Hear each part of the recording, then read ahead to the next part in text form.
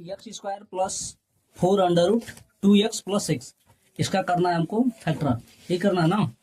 तो under root वाले में जब भी आ जाता है ना तो सबसे बड़ा दिक्कत होता है कि नहीं। अब इसमें ये इधर ध्यान दो, ये बताओ हमको क्या हम अंडर रूट 2 को हटा सकते हैं? नहीं, मतलब हमको अंडर रूट 2 में अंडर रूट 2 का तो गुणा करना ही करना पड़ेगा, ठीक है। यानी गुणा करने में कितना आएगा? 2 आएगा ना। अरे अंडर रूट 2 में अंडर रूट 2 का गुणा करोगे तो 2 आता है सिर्फ। कैसे आता है भी बताएं? चलो देखो, अंडर रूट 2 का मतलब होता है उस पे पावर 1/2, यानी कि 2 की पावर 1/2 एंड 2 की पावर 1/2, ये हुआ ना। और फार्मूला तुमको बताए होंगे, ए के पावर m गुणे ए के पावर n इक्वल टू होता है ए के पावर m प्लस n, होता है कि नहीं। तो इसमें भी क्या होगा, पावर आपस में जुड़ जाएगा, यानी कि 2 के पावर 1/2 प्लस 1/2, यानी कितना आ जाएगा 2 के पावर 1 2 2 से 2 कट जाएगा, यानी 2 के पावर 1, और 2 के पावर 1 का वैल्यू कितना होता है 2। क्लियर हुआ कि नहीं हुआ? ठीक है, यानी कि आता है 2।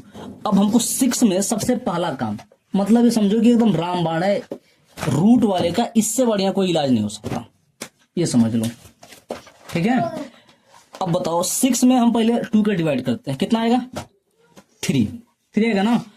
अब देखो हमको काम किस पे करना है, हमको काम करना है बस इस 3 पे, यानी कि मल्टीप्लाई करने पे 3 आना चाहिए और ऐड करने पे हमको 4 आना चाहिए। क्या आना चाहिए? 4। कौन कौन संख्या है? 3 और 1, मल्टीप्लाई करोगे तो 3 आ जाएगा, 3 में 1 ऐड करेंगे कितना आ जाएगा? 3 में 1 ऐड करेंगे कितना आ जाएगा? आ जाएगा नहीं आ जाएगा? अब देखो इससे तुम्हारा कोई भी रूट वाला क्वेश्चन होगा ना आसान से लग जाएगा एकदम, बहुत आराम से। अब इसको देखो, एक्स स्क्वायर तो रखेंगे प्लस 3 था 3, लेकिन √2 तो रहेगा ना साथ में, इसको छोड़ नहीं सकते हम। एक्स प्लस 1 आएगा, यानी कि 1√2x, अब प्लस यहाँ पे 6 था ना, तो 6 को 6 ही लिखेंगे, ऐसा नहीं कि बाद में तुम 3 लिख दो, गड़बड़ हो जाएगा मामला सब। यहाँ तक क्लियर है? यहाँ से हम x कॉमन ले लें तो क्या बचेगा? x प्लस 3√2 बचेगा कि नहीं। यहाँ से हम क्या करते हैं, √2 कॉमन ले लेते हैं यहाँ से, यहाँ पे x बचेगा, अब प्लस यहाँ पे क्या बचेगा 3√2 बचेगा कि नहीं। अब दोनों में जैसे आ गया लिख लो एक पास, यानी कि x प्लस 3√2 और दूसरे में x प्लस √2, और यही दिया होगा हमारे पास आंसर। क्वेश्चन लिखा है x power 4 minus 5 x square plus 4, इसका करना है फैक्टराइजेशन। सबसे पहले हम क्या करते हैं ना, x square equal to a ले लेते हैं, अपनी सुविधा के लिए ले रहे हैं, जरूरी नहीं है, ठीक है। a ले लेते हैं तो हमारे पास ये दोनों पक्षों का वर्ग कर दें हम, स्क्वायर ऑफ बोथ साइड, क्या हो जाएगा x power 4 equal to a square हो जाएगा नहीं हो जाएगा, यानी कि यहाँ हो जाएगा a square minus 5a plus 4। कोई दिक्कत है? अब मल्टीप्लाई करने पे 4 और ऐड करने पे 5, कोई संख्या है? 4 और 1 है, ठीक है, यानी कि हो जाएगा a square minus 4a minus a plus 4। समझ में आया कि नहीं आया? a कॉमन ले लो यहाँ से, मतलब a कॉमन ले लो तो हो जाएगा a माइनस 4 हो जाएगा, और यहाँ से -1 कॉमन ले लो तो हो जाएगा a माइनस 4, ठीक है। कहाँ पे 1 होगा? -1 कॉमन लिया है ना, -1 कॉमन ले तो यहाँ पे बचेगा, a प्लस है तो माइनस हो जाएगा तुरंत, एक जैसे दोनों मांगे कि नहीं आ गया, यानी कि a माइनस 4 और दूसरे में बच गया a माइनस 1, ठीक है। चूंकि हमने क्वेश्चन में माना था कि a इक्वल टू क्या माना था, एक्स स्क्वायर, वैल्यू पुट करेंगे, ये हो जाएगा एक्स स्क्वायर माइनस 4 और दूसरे में एक्स स्क्वायर माइनस 1, ठीक है।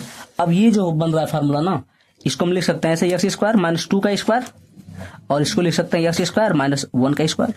फार्मूला बन रहा है ए स्क्वायर माइनस बी स्क्वायर का, यानी कि पहले कोष्टक में प्लस वाला, दूसरे कोष्टक में माइनस वाला, यानी कि यहाँ हो जाएगा एक्स प्लस 2, दूसरे में एक्स माइनस 2, फिर यहाँ पे एक्स प्लस 1 और फिर एक्स माइनस 1, ये हो जाएगा आंसर। ये क्वेश्चन है ना, यानी कि x square plus 5√5 x plus 30, इसका करना है फैक्टराइजेशन, यही ना। इस 30 को ऐसे दो भागों में हमको ब्रेक करना है कि मल्टीप्लाई करने पे 30 आ जाए, लेकिन ऐड करने में कितना आ जाए 5√5 आ जाए। तो ये है 2√5 में यदि हम 3√5 का मल्टीप्लाई करें तो कितना आएगा 30 आएगा नहीं, और ऐड करें तो 5√5 आएगा ना। शुरू करते हैं फिर, x square plus 2√5 x plus 3√5x plus 30, ठीक है। x कॉमन ले लेते हैं तो यहाँ पे बचेगा हमारे पास x प्लस 2√5, ठीक है। और यहाँ पे हम x 3√5 कॉमन ले लेते हैं यहाँ पे, ठीक है। तो यहाँ पे x बचेगा और यहाँ पे बचेगा 2√5 बचेगा। ये समझ में आया ना? अरे यहाँ पे देखो ना, दोनों का मल्टीप्लाई करें तभी 30 आ रहा था, इसको ले लेंगे तो ये बचेगा नहीं। दोनों में कैसे आ गया, एक पास लिख लो, यानी कि x प्लस 2√5 और दूसरे में x प्लस 3√5 और ये दिया होगा आंसर, ठीक है। क्वेश्चन लिखा है 2x² माइनस x प्लस 1/8। इसका करना है हमको फैक्टराइजेशन, यानी कि गुणनखंड। गुणनखंड करने के लिए इसका इसमें गुणा कर देते हैं, इसका इसमें गुणा कर देते हैं। कितना हो जाएगा, 8 दूनी 16 x² माइनस 8x प्लस 1। अब पूरा का डिवाइड कितना हो जाएगा, 8, ठीक है। इस 8 को हम बाहर ले लेते हैं, यानी कि 1/8 हो गया। बचा क्या यहाँ पे, 16 x² माइनस 8x प्लस 1। कोई दिक्कत है तुमको जी? नहीं है ना। अब इसका गुणा करो, 8 दूनी 8 कम 16 कम 16, यानी कि गुणा करने पे 16 और घटाने पे क्या आना चाहिए, घटाने पे जोड़ने पे क्या आना चाहिए, 8। है कोई संख्या 4 में यदि हम 4 का गुणा करें तो कितना आएगा, 16, और 4 में यदि हम 4 जोड़ें तो कितना आएगा, 8 आएगा कि नहीं आएगा, आएगा। यानी कि 1/, हाँ ये तुम्हारा अच्छा सवाल है। क्वेश्चन हमारे पास ऐसा, इसका स्टैंडर्ड फार्मूला है, ये होता है ax² plus bx plus c, ऐसा होता है। तो हम क्या करते हैं, x² का जो कोफिशिएंट है और जो कांस्टेंट वैल्यू आपस में क्या करते हैं, मल्टीप्लाई करते हैं कि नहीं। इसमें x² का कोफिशिएंट कितना है, 16 है, और यहाँ पे 1 है। 16 में जब 1 का गुणा करेंगे कितना आएगा, 16 आएगा कि नहीं आएगा। अभी 16 को ही ब्रेक करेंगे ना, क्लियर हुआ, ठीक है। 1/8 तो ऐसे था, 16 तो ऐसे लिखेंगे 16x²। इस 8x के लिखना पड़ेगा 4 + 4, यानी कि हो जाएगा -4x माइनस 4x। ये समझ में आया है ठीक नहीं, क्लियर है। और प्लस 1 तो ये है 1/8 डिवाइडेड बाई, इसमें से हम क्या करते हैं ना, 4x कॉमन लेते हैं। 4x जब कॉमन लेते हैं क्या बचेगा, 4x बचेगा, -1 बचेगा। यहाँ से क्या करते हैं, -1 कॉमन लेते हैं, ये बचेगा 4x -1। कोई दिक्कत है, दोनों में कैसे आगे नहीं आ गया, यानी कि एक पास लिखो 4x -1, और जो बच गया उसको एक पास लिखो 4x -1, और 1/8 तो था ही। अब देखो, अब इसको हम इस 8 को इसमें एक में डिवाइड कर दें या सब में, दोनों में अलग अलग कर दें, यानी कि इसको हम लिख सकते हैं 1/2 इंटू 1/2 इंटू 1/2 लिख सकते हैं कि नहीं। या तो आंसर यही दिया होगा, या तो 8 का क्या किया होगा, डिवाइड किया होगा। ये नहीं दिया है, हाँ देखा, हाँ 8 का डिवाइड किया है उसने, 8 का क्या कर दिया है, डिवाइड। तो 8 का डिवाइड करेंगे तो किसी एक में करेंगे हम, इधर ध्यान दो, किसी एक में, या तो इसमें करेंगे या तो इसमें करेंगे। तो हम इसमें घर पहले वाले में कर रहे हैं, 8 में करेंगे तो क्या हो जाएगा, 4x -1/8 हो जाएगा। कोई दिक्कत नहीं ना, ये तो हम समझाने के लिए होता है, इसको मिटा दो।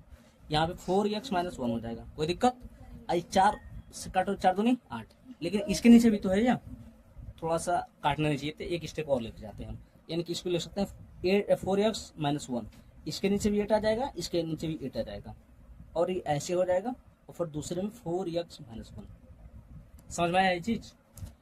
4 से काटो, 4 दूनी 8, ये नहीं हो जाएगा x/2 -1/8, ठीक है।